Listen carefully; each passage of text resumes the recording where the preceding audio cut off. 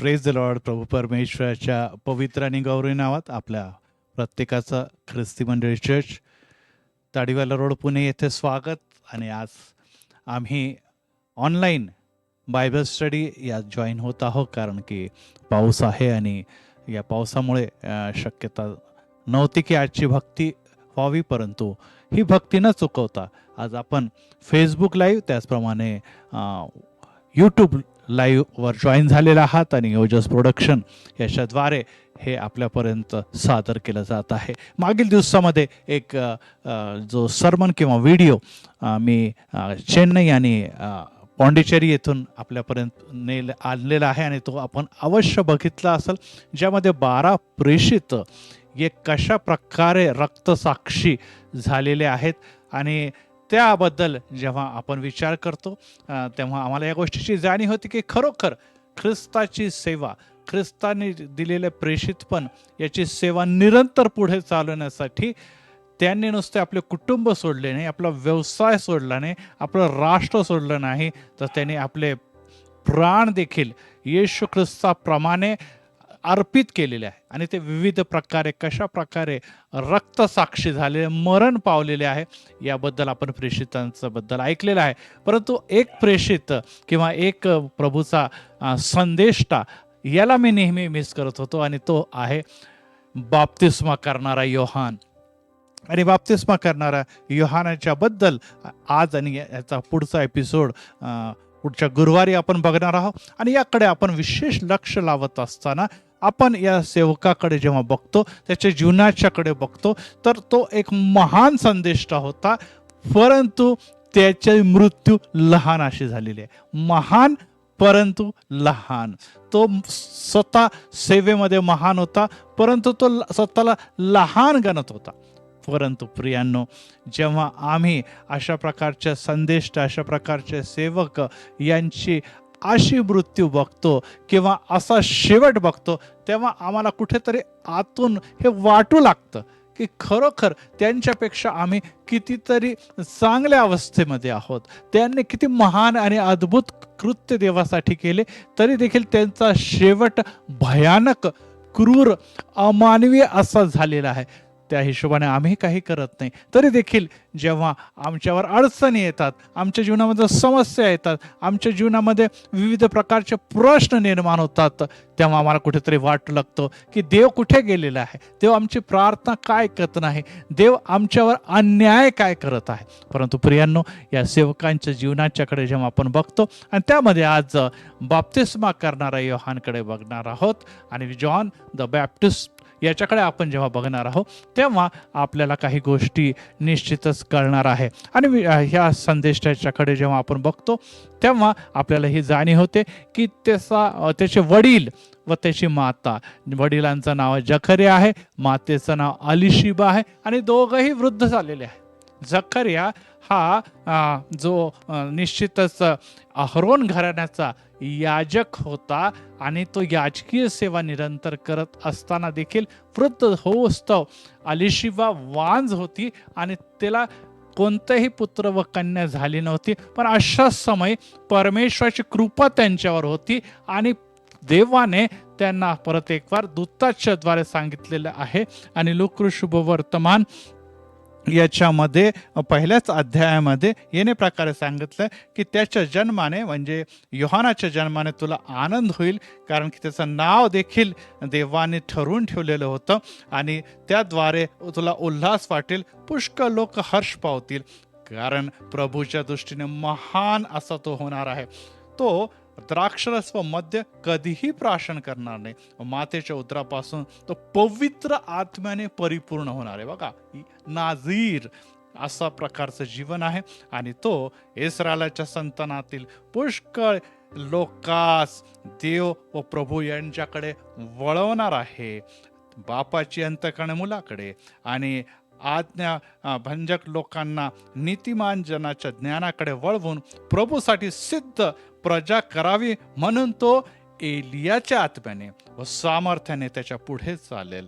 आणि अशा प्रकारे देवदूताच्या कर्वे हे जे अभिवचन आहे ते जकरिया आणि अलिशिबाच्या जीवनामध्ये पूर्ण होताना दिसतं. आणि आपल्याला दिसतं की जेव्हा ही माता अलिशिबा जेव्हा तिच्या गर्भामध्ये योहान होता, ती मारियाला भेटायला गेली आणि ती देखील प्रेग्नंट होती. त्या समयी आपल्याला असं लोकऋषभ वर्तमानामध्ये असं दिसतं की जकरियाच्या घरी जाऊन जेव्हा अलिशिबाला मारिया अभिवादन करते, तेव्हा अलिशिबा तिचं अभिवादन ऐकताच तिच्या उदरातील बाळाने पवित्र आत्म्याने परिपूर्ण होऊन उडी मारलेली आहे. आणि त्यानंतर आपल्याला दिसतं की मारियाचं स्तोत्र येत आहे. हो प्रियानो, अशा प्रकारे ह्या दोन्हीच्या बद्दल जर आपण विचार केला तर ह्या दोघी चुलत बहिणी होत्या, अलिशिबा आणि मारिया. आणि त्यामुळे प्रभू येशू ख्रिस्त जो 6 महिने योहानापेक्षा लहान होता, ते दोघं कझिन होते.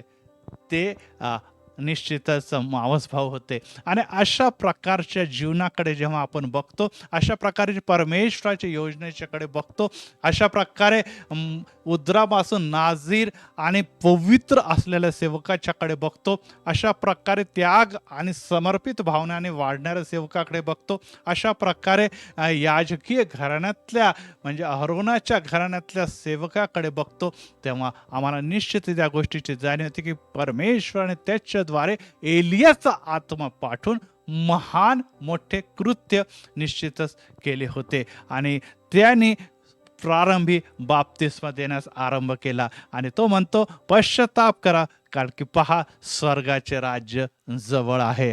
पहा स्वर्गाचे राज्य जवळ आहे. आणि अशा प्रकारे तो देवाच्या पश्चातापाची आणि देवाचं राज्य हे जवळ आलेलं आहे. स्वर्गाचे राज्य जवळ आलेले आहे. माझ्यानंतर एक मसीहा येणार आहे. आणि याची घोषणा तो करत असताना आम्हाला असं दिसतं की एक प्रभू येशू ख्रिस्त आणि त्याच्यामध्ये एक आणखीन कॅरेक्टर येतं. आणि त्या कॅरेक्टरचं नाव आहे मांडलिक हेरोद. मांडलिक हेरोद. आणि या हेरोदाच्या बद्दल देखील जाणून घेणं अतिशय महत्त्वाचं आहे. कारण की प्रभू येशू ख्रिस्ताच्या जीवनामध्ये आणि त्याचप्रमाणे योहानाच्या जीवनामध्ये या हेरोदाचे कार्य आपल्याला निश्चितच दिसून येते. हेरोद घराण्याचं नाव आहे हे, किंवा आडनाव आहे, ज्यामध्ये 4 ते 5 हेरोद होऊन गेलेले आहे. या जन्माच्या वेळेस किंवा आपल्याला जो हेरोद दिसतो तो हेरोद द ग्रेट होता.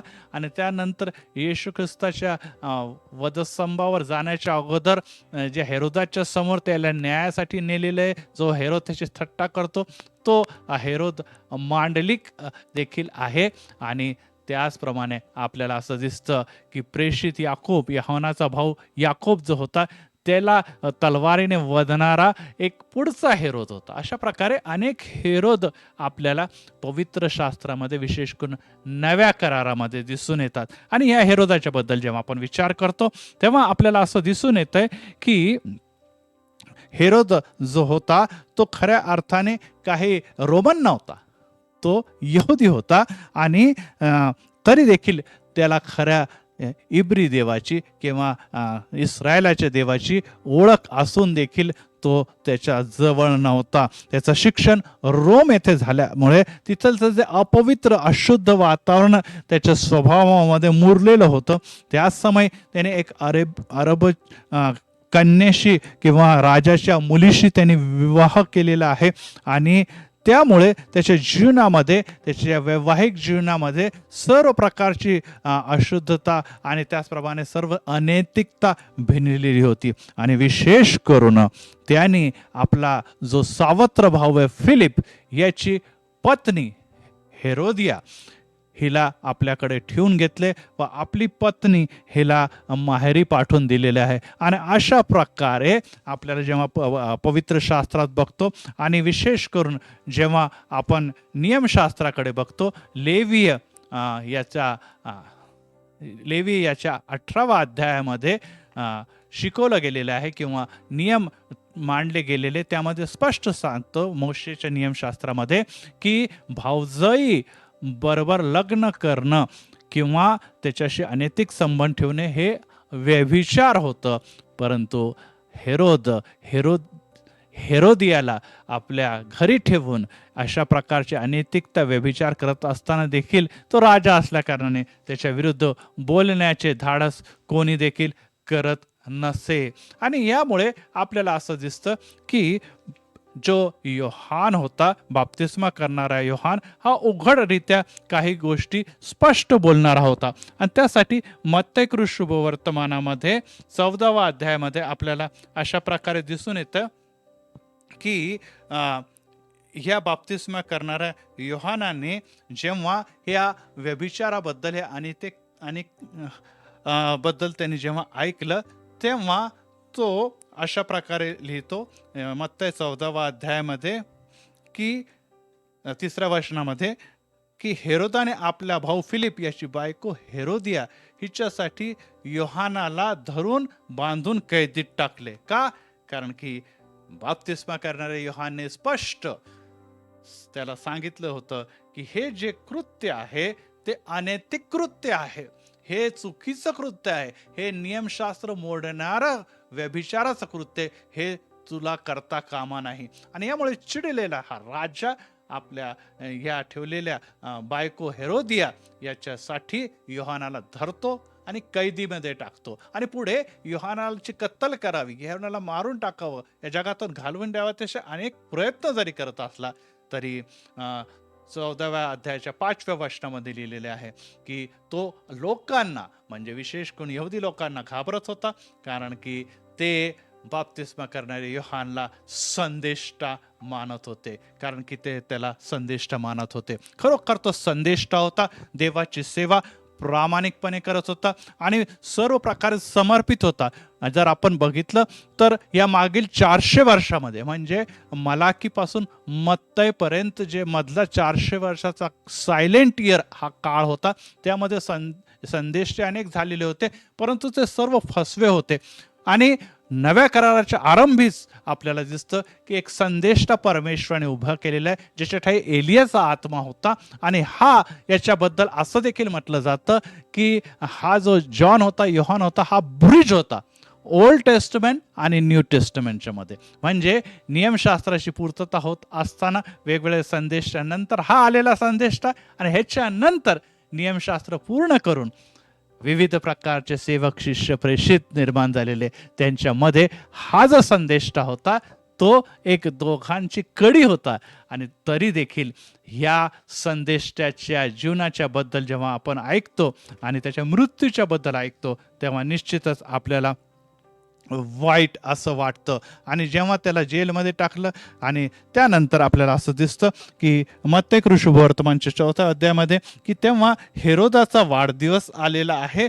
आणि हेरोदाचा वाढदिवस असताना सर्व त्या समयीचे प्रतिष्ठित लोक, त्याच प्रकारचे सर्व प्रकार सन्मान्य लोक त्या ज्या पार्टीमध्ये एकत्र झालेले, तर राज दरबारामध्ये एकत्र झालेले प्रतिष्ठित स्त्रिया आहे, पुरुष आहे. आणि अशा समय हेरोदियाची मुलगी सलोमी हे नृत्य करते, आणि तिचं नृत्य बघून हा राजा हेरोद अतिशय प्रसन्न होतो.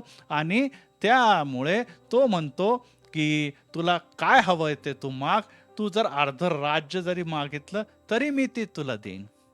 तेव्हा आपल्याला असं दिसतं की आपल्या आई हेरोदियाच्या शिकवणुसार सलोमी राजास म्हणते की बाप्तिस्मा करणाऱ्या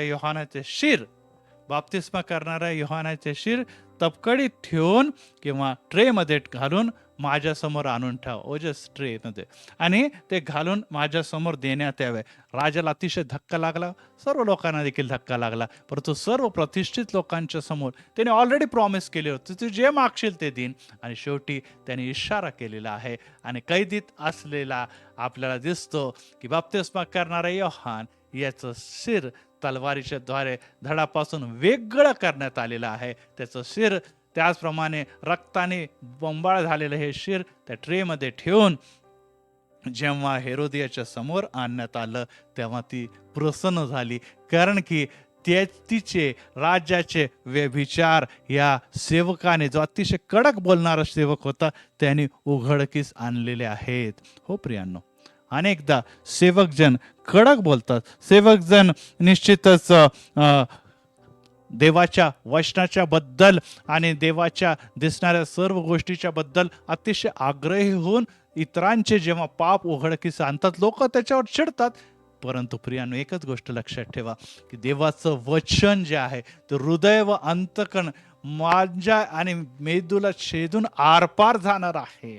आणि त्यामुळे या वचनाचा, विशेष करून देवापासून येणाऱ्या वचनाचा संदेश त्याचा अपमान होता कामा नये, परंतु हा सर्व वासनामध्ये, दैहिकतेमध्ये, ऐशो आराममध्ये पूर्णपणे रुजलेला असलेला, बांधलेला असल्या कारणाने त्यांनी नुसतं ह्या गोष्टीकडे दुर्लक्ष केलं नाही, तर ह्या आपल्या जे स्त्री होती हेरोदिया, तिचं ऐकून त्यांनी हेरोदाने त्याचा कत्तल केलेला आपल्याला दिसून येतं.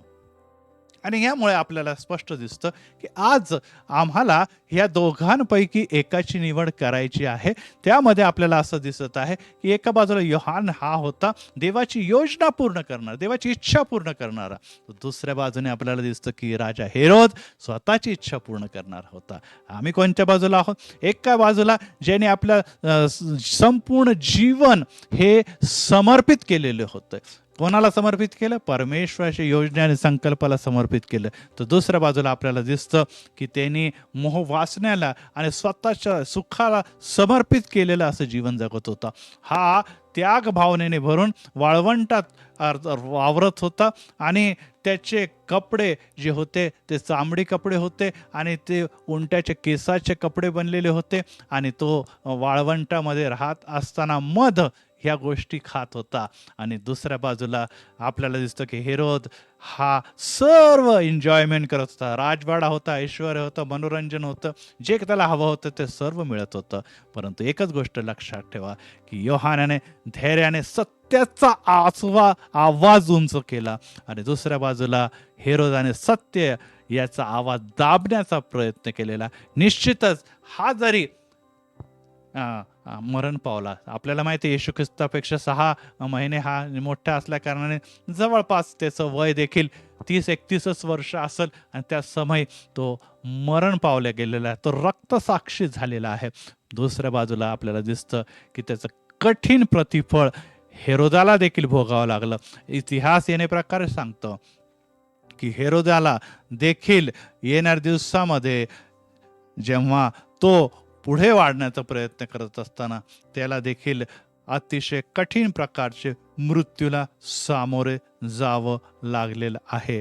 परंतु आज जेव्हा आपण या जीवनाच्या बद्दल विचार करतो, या विशेष करून सेवकाच्या बद्दल विचार करतो, जो पश्चातापाचा आत्मा आणि घेऊन तो बाप्तिस्मा करत होता सेवकांना, आणि विशेष करून हरवलेले लोक गर्दी त्याच्या मागे चालत होते आणि त्या शिष्यांना तो प्रभू येशूकडे आणण्याचा प्रयत्न करत होता. आणि त्याच्याबद्दल मत्तेकृ शुभवर्तमान 3 अध्यायामध्ये तो स्पष्ट सांगतो आणि तो 11व्या वचनामध्ये म्हणतो की मी पाण्याने तुमचा पश्चातापाचा बाप्तिस्मा करतो खरा, परंतु माझ्या मागून जो येत आहे तो माझ्यापेक्षा समर्थ आहे, त्याच्या वाहना उचलून चालण्याची देखील माझी पात्रता नाही. बघा किती नम्रता होती.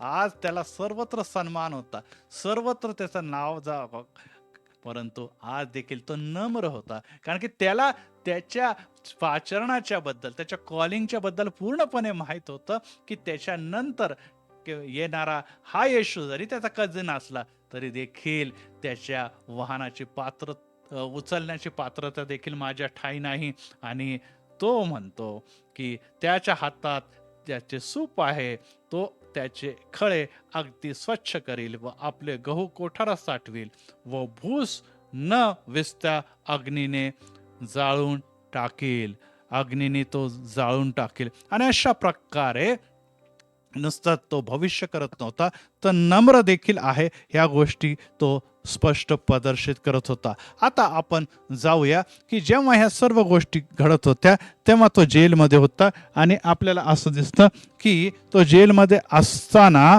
त्यांनी एक निरोप आपल्या सेवकांच्या द्वारे तिथे पाठवलेला आहे आणि त्या निरोपामध्ये तो येणे प्रकारे म्हणतो की मी एक मसीहा येणार आहे त्याची वाट बघत आहे आणि जर तो मसीहा तू आहे किंवा नाही याबद्दल आम्हाला स्पष्ट सांग.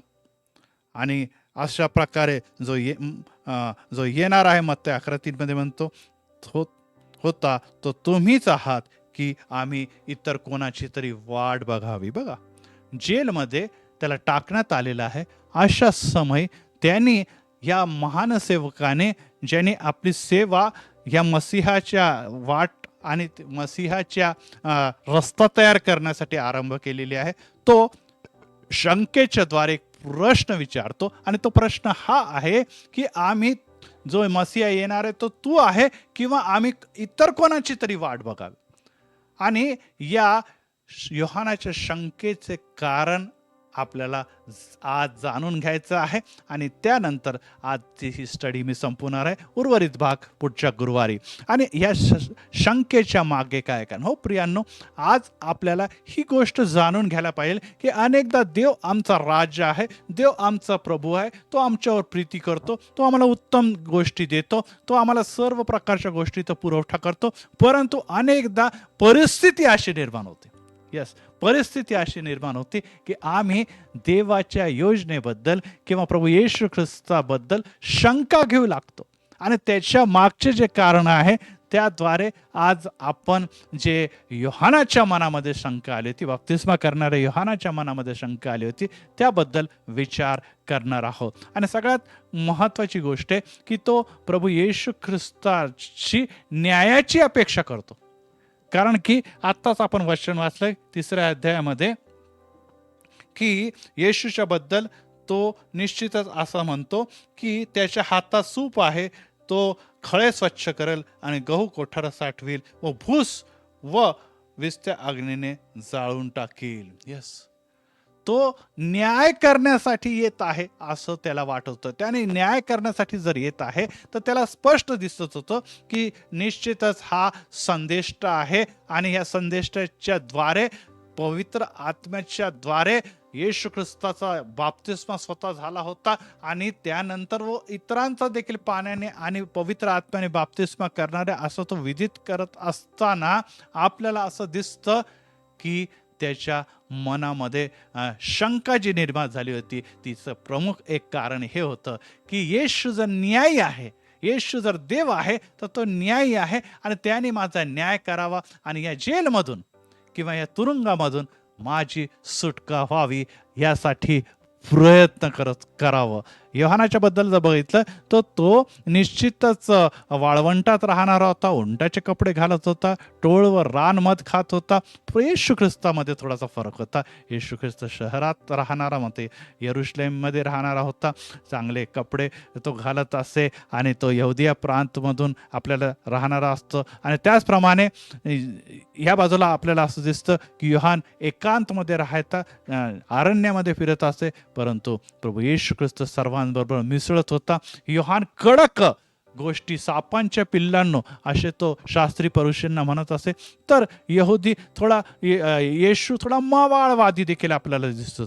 आणि अशा अवस्थेमध्ये योहानला ही अपेक्षा होती की या दुष्ट जगामध्ये विशेष करून हेरोदाच्या द्वारे जर तो अटक केलेली आहे त्याला सोडण्यासाठी प्रभू येशू ख्रिस्ताने कार्य करावे.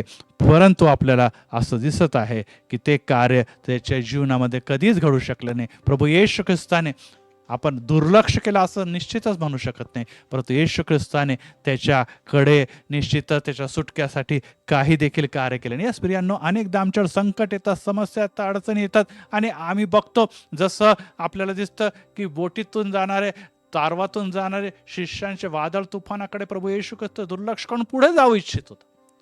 ते बुडत होते परंतु तो पुढे जाऊ इच्छितो. अनेकदा येशू वादळ तुफानामध्ये आम्हाला सापडू देतो, परंतु एकच गोष्ट लक्षात ठेवा की त्याची योजना महान आहे, त्याची योजना आम्हासाठी सर्वोत्तम आहे, त्याचे संकल्प आमच्या हितासाठी आहे. आणि जेव्हा जेव्हा आपण विविध शिष्यांच्याकडे बघतो, इवन येशू ख्रिस्ताच्याकडे बघतो, त्यांना आपल्या जीवनामध्ये जे निश्चितच हवं होतं ते मिळाले नाही. मोशे देखील कनान देशामध्ये प्रवेश करू शकला नाही, योहान देखील आपल्या आयुष्यामध्ये कार्य करू शकला नाही, शिष्याने देखील मंडळांची स्थापना केली परंतु जगामध्ये प्रसारित झालेला ख्रिस्ती धर्म ते बघू शकले नाही. आणि आपल्याला दिसतं की प्रभू येशू ख्रिस्ताने देखील त्याच्या मृत्यूच्या पश्चात स्वर्गारोहण स्वर्गारोहणच्या पश्चात मंडळांची स्थापना होत असताना बघितलेलं आहे. पवित्र आत्म्याच्या सामर्थ्याचं कार्य, त्याचा महान अनुभव येशू ख्रिस्त जेव्हा दैहिकरित्या जगामध्ये होता त्याला देखील आला नाही. हो प्रियांनो, या लक्षात ठेवा की अनेकदा आमच्या मनात शंका येते, परंतु लक्षात ठेवा देवाची योजना पूर्ण घराण्यासाठी असते. कार्य आज आम्ही करत आहोत, परंतु येणाऱ्या दिवसामध्ये आमच्या कार्य, आमच्या वाडवडिलांच्या कार्याचे आशीर्वाद आज आम्हाला मिळत आहे आणि आमच्या कार्याचे आशीर्वाद आणि सेवेचे आशीर्वाद आमच्या मुलाबाळांना मिळणार आहे.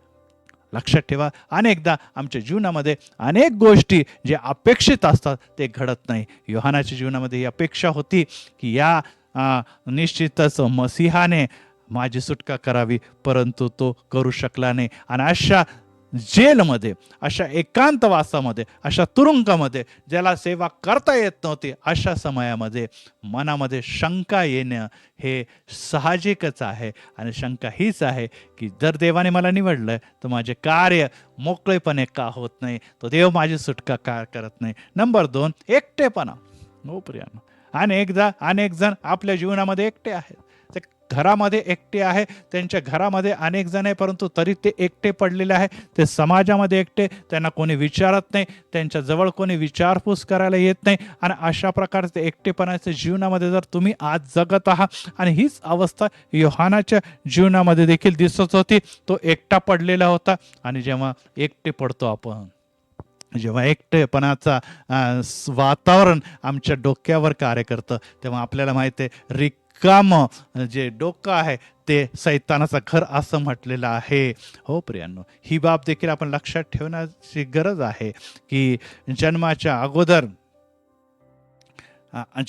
अगोदर येशूला बघून गर्भामध्ये उड्या मारणारा हा योहान, जगाचा पाप हरण करणारा, कोकरा म्हणणारा हा योहान, यार्देन नदीमध्ये पवित्र आत्म्याचं दर्शन घेणारा आणि पिता आणि त्याचप्रमाणे निश्चितच पुत्राचे दर्शन घेणारा हा योहान, आज जेव्हा एकटा जेलमध्ये पडलेला आहे तेव्हा त्याच्या मनामध्ये शंका निर्माण झालेली आहे. हो प्रियांनो, एलिया जेव्हा एकटा पडला, त्याचे सर्व शिष्य मारले गेले, तेव्हा म्हणतो पुरे झाले परमेश्वर, आता मला उचलून घे. आपल्याला असं दिसून दे की यहूदा इस्करियोत जेव्हा त्या 12 शिष्यांमधून बाहेर पडला, बाहेर अंधार होता, तो एकटा होता आणि सैतानाने त्याचा ताबा घेतला आणि तो एकटाच तो नाशाकडे गेलेला आहे. आपल्याला दिसतं की पेत्र जेव्हा येशूचा छळ होत होता, तो एकटा शेकत उभा असताना शेकोटी जवळ तो येशूचा त्याग करताना दिसतो, अवहेलना करताना दिसतो, येशूच्या विरोधात बोलताना दिसतो. थोमा देखील येशूचे दर्शनाच्या वेळेस उपस्थित नव्हता आणि त्यामुळे तो देखील शंका घेणारा ठरलेला. हो प्रियांनो, जर पवित्र शास्त्रामध्ये आणि आपल्या जीवनामध्ये आपण बघितले तर एकटेपणामध्ये एकच गोष्ट लक्षात ठेवा की कदाचित मातेला आपल्या तानेल्या बाळाचा विसर पडेल काय? कदाचित पडेल, परंतु मी तुला कधी देखील सोडणार नाही असे अभिवचन देणारा देव म्हणतो, तू कधी देखील एकटा नाही, मी सदोदित तुझ्या बरोबर आहे. आज तुम्ही जर एकटे असाल, जर योहानासारखी तुमची परिस्थिती असेल आणि जर तुमच्या मनामध्ये देवाच्या योजनेबद्दल शंका येत असेल, तर प्रभू येशूमध्ये मी आज आपल्याला विशेष करून ठणकावून सांगू इच्छितो की देव तुम्हाला कधी सोडणार नाही. कारण की देवाने तुम्हाला आणि मला त्याच्या रक्ताच्या खंडी देऊन विकत घेतलेलं आहे. तो यशायामध्ये म्हणतो, तू माझ्या दृष्टीने अमोल आहे. आणि जर अमोल आहे आणि तो आम्हावर सतत प्रीती करतो, त्याच्या कृपेमुळे आम्ही त्याच्या पुत्र आणि कन्या दिले, तो कसं काय सोडणार आहो? हो परंतु लक्षात ठेवा, एकटेपणामध्ये एकच आधार आहे. कदाचित लोक, कधी माता, कदाचित पिता, कदाचित नातलग तुम्हाला सोडतील, परंतु देव तुम्हाला सोडणार नाही. आणि अशा शंकाच्या परिस्थितीत ते निर्माण का होते? एकटेपणामुळे निर्माण होते. नंबर 2 आपण जातो तेव्हा आपल्याला असं तिसऱ्या मुद्द्याकडे जेव्हा जातो की अनेकदा आपला इगो दुखावला जातो. आपला इगो दुखवला जातो आणि त्यामुळे स्वसहानुभूतीची भावनाच्या द्वारे हा इगो दुखवला जातो. आज देखील अनेक जणांचा पाळसाहेब आम्ही नियमित चर्चला जातो, आम्ही रोज बायबल वाचतो, आम्ही प्रार्थना करतो, आमच्या आईवडिलांनी प्रभूची सेवा केली, आम्ही देखील देवाची सेवा करतो, तरी देखील आमच्या घरात का समस्या आहे, का आमच्या घरामध्ये अडचण आहे, का आमच्या घरामध्ये दुःख आहे, का आमच्या घरामध्ये आजारपण आहे, का आम्ही निराश आहोत, का आमचे सेवा करण्याची इच्छा असून सेवा करता येत नाही. हो प्रियांनो, ही स्वसहानुभूती आहे. मला मला मला येशू ख्रिस्त जेव्हा वधस्तंभ घेऊन चाललेला आहे, यरुशलेमाची स्त्रिया त्याच्यासाठी शोक करत असताना येशू ख्रिस्त स्पष्ट म्हणतो, माझ्यासाठी रडू नका, माझ्यासाठी रडू नका, तर आपल्या मुलाबाळांसाठी रडा. येशूने स्वसहानुभूती झटकून टाकलेली आहे. आज तर तुमच्या आणि माझ्या मनामध्ये मी किती गरीब आहे, मी किती चांगला आहे, आणि मी किती उत्तम आहे, आणि माझे हे हाल का होत आहे, आणि माझी अवस्था काय, जर कुठेतरी ज्या प्रकारे बाप्तिस्मा करणाऱ्या योहानाला वाटत होतं, तसं जर तुमच्या आणि माझ्या जीवनामध्ये आहे, तर प्रियांनो एकच बाब लक्षात ठेवा, देव तुम्हाला सोडणार नाही. आणि लक्षात ठेवा, देवाने तुमच्या आणि माझ्यासाठी फटके सहन केले, त्यांनी तुमच्या आणि माझ्यासाठी आपलं पवित्र रक्त सांडलेलं आहे. तो तुम्हाला निश्चित स्वसहानुभूतीकडे जाता कामा नये.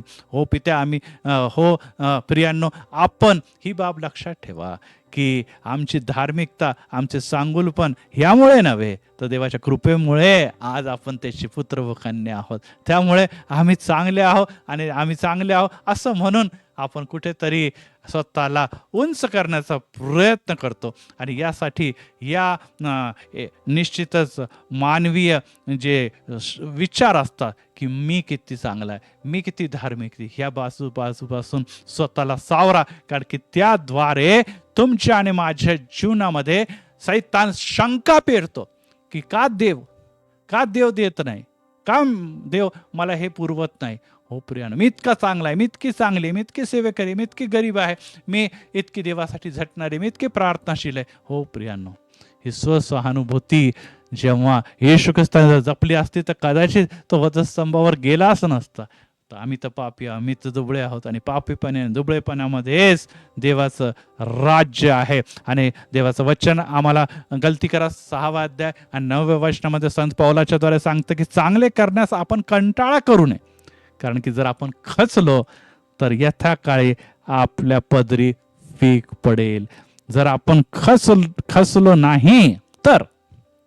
हो प्रियांनो, आज आपण या 3 गोष्टी विशेष करून लक्षात ठेवूया. आणि 3 गोष्टीमध्ये प्रथम ही गोष्ट होती, आणि ती गोष्ट म्हणजे जेव्हा आपण बाप्तिस्मा करणाऱ्या योहानाच्याकडे बघतो, आणि ती बाब आहे की त्याच्या मनामध्ये शंका निर्माण झाली, आणि शंकेमुळे आज तो कष्टी आहे, दुःखी आहे. आणि त्या शंकेचं, जसं मी पहिले सांगितले की पहिलं कारण हेच होतं, आणि ती शंकेचं पहिलं कारण आपल्याला दिसतं की त्याच्या मनामध्ये इगो निर्माण झालेला आहे, त्याच्या मनामध्ये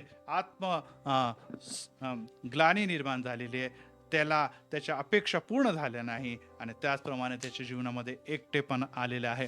एक सेवकाच्या बद्दल मी आपल्याला सांगू इच्छितो. एक प्रभूचा महान सेवक होता, आणि तो निश्चितच देवाची प्रामाणिकपणे सेवा करत होता, परंतु त्याच्या घरामध्ये विविध प्रकारच्या आर्थिक अडचणी होत्या, कौटुंबिक समस्या होत्या, आणि विशेष करून अनेक वर्षानंतर तिला एकच मुलगी झाली, आणि त्या मुलीला देखील पोलिओ झालेला होता. तिला चालता फिरता येत नव्हतं, ती चेअरवर बसून कायम राहत असे. एक दिवस त्या पाळकसाहेब एक हातामध्ये गिफ्ट घेऊन घरी येत होते, कारण की आजच्या दिनी पाळकीनबाईचा वाढदिवस होता, आणि त्या दिनी ती मुलगी देखील आपल्या डॅडीची वाट बघत होती, आणि लांबून तिने डॅडीला बघितलं. तिला अतिशय आनंद झाला, आणि मग जेव्हा डॅडी जवळ आले तेव्हा ही पोलिओग्रस्त मुलगी आपल्या पित्याला म्हणते, त्या पाळकसाहेबांना म्हणते की डॅडी हे गिफ्ट. डॅडी म्हणतो, अरे हे बाळा तुझ्यासाठी नाही, तुला माहीत आहे ना आज आपल्या घरी एक वाढदिवस आहे. हो, माझ्या मम्मीचा वाढदिवस आहे, तर मग आपण ही गिफ्ट तिला देणार आहोत. तेव्हा ती मुलगी म्हणते, डॅडी हे गिफ्ट मला द्या, मी मम्मीपर्यंत नेते, मी मम्मीला देते. आणि तो थोडासा हसू लागला, अरे बाळा तुला उभं राहता येत नाही, तुला चालता येत नाही, कुठे आहे तुझी मम्मा? तर ती म्हणे, मम्मा टेरेसवर कपडे वाळत घालत आहे, तुम्ही मला द्या ना गिफ्ट, मी मम्मापर्यंत नेते. आणि तो म्हणे, अरे बाळा कसं काय शक्य आहे, तुला कसं काय शक्य होणार आहे, मी मम्माला खाली बोलवतो आणि मग आपण तिला गिफ्ट देऊया. ती म्हणे, नाही नाही नाही, मीच तिला गिफ्ट देणार. तर डॅडी म्हणे पण कसं? तेव्हा ती म्हणते, डॅडी तुम्ही मला कडेवर घ्या, ते गिफ्ट माझ्या हातामध्ये ठेवा, तुम्ही मला घेऊन वर टेरेसवर चला, तिथे मी माझ्या हाताने माझ्या मम्मीला गिफ्ट देणार आहे, तिथे मी माझ्या हाताने माझ्या मम्मीला गिफ्ट देणार आहे. हो प्रियांनो, ही बाब आपण लक्षात ठेवण्याची गरज आहे की अनेकदा आपल्याला असं वाटतं की निश्चितच मी हे करू शकत नाही, मी ते करू शकत नाही, परंतु लक्षात ठेवा तुम्ही करते करवते कोणी नाही. त्या वडिलांना, त्या पाळकसाहेबांना अतिशय लाज वाटली आणि त्याच्याद्वारे त्यांना कळालेलं आहे की जरी माझ्याकडे हे नाही, माझ्याकडे ते नाही, मी कसं करणार, मी मुलीला कसं सांभाळणार, मी सेवा कसं करणार, मी घर कसं चालवणार, या आर्थिक परिस्थितीतून बाहेर कसं चढणार. परंतु त्या आज मुलीच्या या अनुभवातून त्याला कळालेलं आहे की मुलगी ज्या प्रकारे वडिलांच्या कडेवर बसून आईला गिफ्ट देते, त्याचप्रमाणे आमचा देव आम्हाला उचलून मंडळीसाठी, आई म्हणजे मंडळी किंवा वधू, त्याच्यापर्यंत गिफ्ट नेण्याचा प्रयत्न करतो. देवाचं वचन स्तोत्र 55-22 मध्ये सांगतं की तू आपले सर्व भाव परमेश्वरावर टाक, म्हणजे तो तुझा पाठिंबा होईल, म्हणजे तो तुझा सर्व भार. हो प्रियांनो, आमचे भार वाहणारा कोण आहे? आमचे भार आम्ही नाही वाहत. आमचे भार, आमच्या समस्या, आमच्या वेदना, आमचे क्लेश, आमचे आजार, आमचे शाप, परमेश्वराचा आलेला क्रोध, या सर्व गोष्टी प्रभू येशू ख्रिस्ताने वाहिलेले. परंतु आज आम्ही दडपणाखाली, आज आम्ही निराशामध्ये, आज आम्ही शोकामध्ये आहे आणि अनेकदा आम्ही देवावर संशय घेतो. ज्या प्रकारे बाप्तिस्मा करणारे योहानाने घेतला की तू मसीहा आहे का हे सांग, नसल तर तसं कळू. हो प्रियांनो, आज तुमचा मसीहा जिवंत आहे आणि त्यामुळे 1 पेत्र 5:7 मध्ये म्हणतो त्याच्यावर तुम्ही सर्व चिंता टाका, कारण तो तुमची काळजी घेतो. आमचा येशू आमची काळजी घेणार, त्याच्यावर सर्व चिंता, आपले सर्व भार टाका. अकष्टी व भाराक्रांत जण तुम्ही माझ्याकडे या, असा येशू आज देखील आम्हाला बोलावत आहे. परंतु प्रियांनो, अनेकदा समस्यामध्ये, अनेकदा अडचणीमध्ये, अनेकदा जे समस्याच्या तुरुंगामध्ये आम्ही घेरले जातो आणि आम्ही आत्मसहानुभूतीमध्ये जातो. आमच्यासारखा गरीब, आमच्यासारखा सेवक असं म्हणून आपण स्वतःचेच डोक्यावरून हात फिरवत राहतो आणि अशा समय संधी मिळते, सैतान प्रवेश करतो, आमच्या जीवनामध्ये शंका निर्माण करतो की खरोखर देवाची योजना माझ्याबरोबर आहे की नाही. प्रियांनो, देवाची योजना तुमच्या बरोबर आहे. बाळकसाहेब अतिशय निश्चितच लाजला, कारण की या मुलीच्या या दृष्टिकोनामुळे त्याला कळालं की जरी जी गिफ्ट ते मुलीने त्याला दिली, परंतु त्या मुलीला उचलणारा एक हात होता, तो त्याच्या डॅडीचा हात होता. हो प्रियांनो, आज अनेक गिफ्ट परमेश्वराची इच्छा आहे की तुम्ही लोकांपर्यंत द्यावं, परंतु आम्ही कोण आहे? बाप्तिस्मा करणारा का योहान कोण होता? निश्चितच एक तो परमेश्वराच्या योजनेचा भाग होता, परंतु ती योजना पूर्ण करणारा कोण होता? तो योजना पूर्ण करणारा प्रभू येशू होता. आणि त्यामुळे आमचा देखील राजा तोच आहे. तो तुमच्या आणि माझ्या जीवनामध्ये योजना पूर्ण करत असताना काय आपण शंका न घेता, आज आम्ही त्याच्यावर डाऊट न घेता जर स्वतःला त्याच्या हाती देव, तर देव, आणि विशेष करून पेत्राचं वचनामध्ये ना की त्याच्यावर जेव्हा आपण चिंता टाकतो, तो तुमची काळजी घेतो. आज काळजी आपल्याला करण्याची गरज नाही, कारण की काळजी करणारा देव आमच्या बाजूने. आम्हाला निराश होण्याची गरज नाही, कारण की आशा सागर येशू आहे. आम्हाला भिण्याची गरज नाही, कारण की आम्हाला भिण्याचं नव्हे तर सामर्थ्याचा आत्मा देवानं दिलेला आहे. आणि यासाठी आज बाप्तिस्मा करणाऱ्या योहानाच्या जीवनाकडे बघून आम्हाला निश्चितच वाईट पडतो. एवढा महान सेवक, ह्या देवाची योजना संदेष्टा, जो दोन्ही करारांच्या मध्ये उभा आहे, जो देवाचा विशेष करून प्रभू येशू ख्रिस्ताचा मार्ग खुला करत आहे, कशा प्रकारे एक व्यभिचाराच्या आणि एक निश्चितच सर्व प्रकारच्या अशुद्धतेमध्ये वावरणारा राजा व राणी याच्या ट्रॅपमध्ये फसलेला आहे आणि त्याचं शिरच्छेद करण्यात आलेला आहे. तो मरण पावलेला आहे. आणि हेरोद, आपल्याला पुढे असं दिसून येते, इतिहासाकडे जर बघितलं तर आपल्याला दिसतं की त्याचं देखील अतिशय अतिशय दयनीय अवस्थेमध्ये त्याची देखील मृत्यू झालेली आहे. हो प्रियांनो, परंतु ही देवाची योजना होती. आज आमच्यासाठी देखील देवाची योजना महान आहे. जरी आम्हावर तो प्रीती करतो, तरी देखील संकटाचे समय तो आमच्याकडे बघतो आणि हा संकटाचा समय तुम्हाला विश्वासात खात्रीने देव पुढे वाढतो. जाऊया आपण प्रार्थनेमध्ये. जे दुःखी आहे, जे कष्टी आहे, जे निराश आहे, जे आजारी आहे, जे सर्व प्रकारचे व्याधीने ग्रासलेले, जे संशयामध्ये बांधलेले आहे, जे निराश आहे, जे आपल्या कुटुंबाबद्दल आणि आपल्या विशेष करून आत्मिक जीवनाबद्दल आज विचार करत आहे, देव म्हणतो मी तुझ्याबरोबर आहे. प्रार्थनेमध्ये जाऊ आणि सर्व व्याधीग्रस्त, सैतानाच्या द्वारे बांधलेले, अंधकाराच्या सत्तेमध्ये असलेल्या लोकांसाठी विशेष प्रार्थना करत असताना त्यांनी दुखावलेले अवयव यावर हात ठेवावा. प्रभू तुम्हाला आरोग्य देत आहे. धन्यवाद येशू, धन्यवाद येशू. तुझी स्तुती, तुला गौरव, धन्यवाद देतो.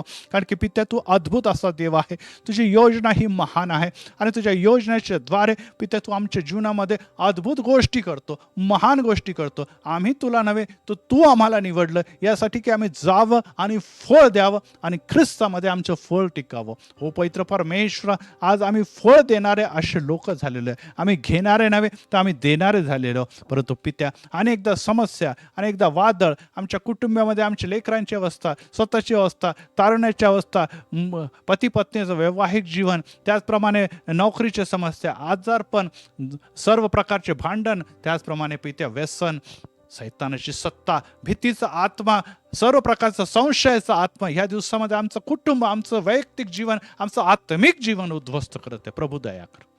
तुझ्या करुणा आणि दयेची आज परत एक आम्ही अनुभव करत आहोत. प्रभू आमच्यावर तुझा पवित्र हात ठेव.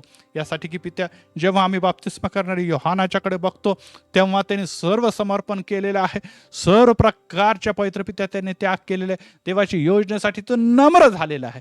तो म्हणतो त्या महान सेवकाच्या येशूच्या वाहनाला उचलण्याची देखील माझी पात्रता आहे. त्यांनी आपल्या शिष्यांना निश्चितच पश्चातापाचा बाप्तिस्मा दिला, परंतु ते शिष्य देखील येशूकडे त्याने पाठवले आणि येशूच्या द्वारे त्या शिष्यांना पवित्र आत्म्याच्या आणि पाण्याच्या बाप्तिस्माचा लाभ मिळालेला आहे. पुढे जाऊन हे शिष्य येशूच्या शिष्याची म्हणून पुढे महान सेवा करणारे ठरलेले आहे. प्रभुराया, आज आम्ही त्याच्या जीवनांच्याकडे आणि त्या सर्व प्रेषित व पहिल्या मंडळी आणि आजवर अनेक रक्तसाक्षी छळ, दुःखाला, क्लेशाला, संकटाला सामोरे जाणाऱ्या लोकांच्याकडे बघतो. त्यांनी मनोभावे तुझी सेवा केलेली आहे, त्यांनी मरेपर्यंत तुझी सेवा केलेली आहे. त्यांच्या जीवनामध्ये उत्तम असं काही घडलं नाही. जग व जगात ते राज्य आणि लोक त्यांना छळत राहिले, परंतु ते देवा तुझ्यासाठी जीवन जगत राहिले. आज पित्या आम्हाला हवं आहे, आम्हाला देहिक गोष्टी आहे, परंतु देवा तू म्हणते आधी माझं राज्य व माझ्या धार्मिकतेसाठी जटा, पहा मी इतर सर्व गोष्टी तुम्हाला देणार. हो पित्या, आज आम्ही तुझ्या राज्याकडे, तुझ्या धार्मिकतेकडे, तुझ्या पवित्र आत्म्याच्या कृपेकडे बघत असताना आमच्या जीवनातले निराशा दूर कर. सर्व पापाचा आत्मा, शापाचा आत्मा, भीतीचा आत्मा, संशयाचा आत्मा येशूच्या नावात दूर कर. जे आजारी आहे, ज्यांचे पवित्र परमेश्वर पाठीचे दुखणे आहे, ज्यांचे BP आणि शुगरचे आजार आहे, ज्यांना कॅन्सर सारखे भयानक आजार आहे, जे भीतीने ग्रासलेले, ज्यांनी सैतानाच्या अंधकाराच्या सत्तेमध्ये बांधलेले, प्रभू येशूच्या नावात तुझ्या रक्ताळलेल्या हाताचा स्पर्श होत असताना येशूच्या द्वारे त्यांना मुक्ती बहाल कर. ज्यांनी तुझ्याकडे बघितलं ते प्रकाश पावले, त्यांचे मुख लज्जेने कदापि काळवणार नाही या पामाराने धावा केला आणि ते तू ऐकलेलं. या समय तू प्रार्थना ऐकते. ज्यांनी आपल्या डोक्यावर हात ठेवलेले, ज्यांनी आपले व्याधीग्रस्त अवयवावर हात ठेवलेले, नासुर येशूच्या द्वारे, तुझ्या रक्ताच्या स्पर्शाच्या द्वारे ते बरे होते. जा बाई, तुझ्या विश्वासाने तुला बरं केलेलं आहे. हा विश्वास आम्हाला दिसतो की हा विश्वास जेव्हा राखला गेलेला आहे, दूर असलेला चाकर बरा झालेला आहे. आज जरी चाकर दूर असले, जरी व्याधीग्रस्त लोक दूर असले तरी देखील तू त्यांच्या जवळ येशू. तुझा पवित्र हात त्यांच्या जीवनामध्ये येत असताना त्यांनी विश्वास राखलेला आहे. प्रभू त्यांना तू आरोग्य दे.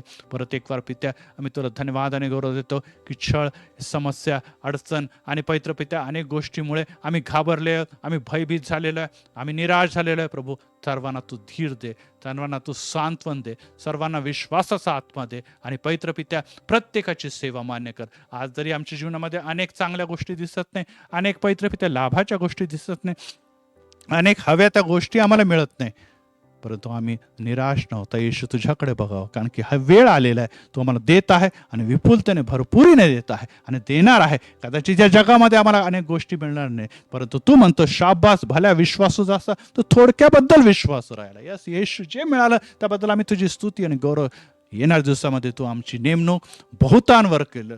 स्वर्गाच्या राज्यामध्ये आम्हाला बहुत तू देणार आहे. बहुत असे मुकुट आणि पवित्र पित्या सिंहासन आमची वाट बघत आहे. मोठं प्रतिफळ तू आमच्यासाठी ठेवलेलं आहे आणि त्या प्रतिफळाच्या समोर या जग व जगातले आनंद, वैभव आणि सर्व प्रकारच्या दैहिक गोष्टी हे तुच्छ आशा आहे. त्याकडे न लावता पवित्र पित्या सार्वकालिक गोष्टीकडे आम्ही दृष्टी लावण्याकरता तू आम्हाला नव्याने सहाय्य पुरव, नव्याने शक्ती पुरव. प्रत्येकाला तू आशीर्वाद दे आणि यावेळेस देव जो बाप, देव जो पुत्र आणि देव जो पवित्र आत्म्याचा आशीर्वाद तू प्रत्येकाला दे. प्रत्येकाच्या घरात प्रवेश कर, घरातली निराशा दूर कर, अंधकाराची सत्ता दूर कर, भीतीचा आत्मा दूर कर. प्रत्येकाच्या नोकऱ्यामध्ये कुटुंबामध्ये तू उपस्थित राहा. घरातला पवित्र परमेश्वर निराशाचा आत्मा, अविश्वासाचा आत्मा, भांडणाचा आत्मा काढून टाक आणि पित्या तुझी मुक्ती आणि तुझी शांती बहाल कर. घराच्या कपाळपट्टीस तुझं रक्त लाव, घराच्या सभोवती संरक्षणाच्या कोट उभार आणि पित्या प्रत्येकाला तुझी शांती, स्वर्गीय शांती, शालोम हे बहाल कर. आभार मानतो की प्रभू आजची स्टडी याचा पहिला भाग जो बाप्तिस्मा करणाऱ्या योहानाचा मृत्यूचा भाग आम्ही बघितला व येणाऱ्या दिवसामध्ये तो दुसरा भाग आम्ही बघणार. तोवर देव जो बाप, देव जो पुत्र, देव जो पवित्र आत्म्याचे आशीर्वाद आणि पवित्र पित्या प्रभू येशू ख्रिस्ताची शांती हजर असलेल्या प्रत्येक व्यक्तीबरोबर आता आणि सदा सर्वकाळ राखो. आमेन, आमेन, आमेन.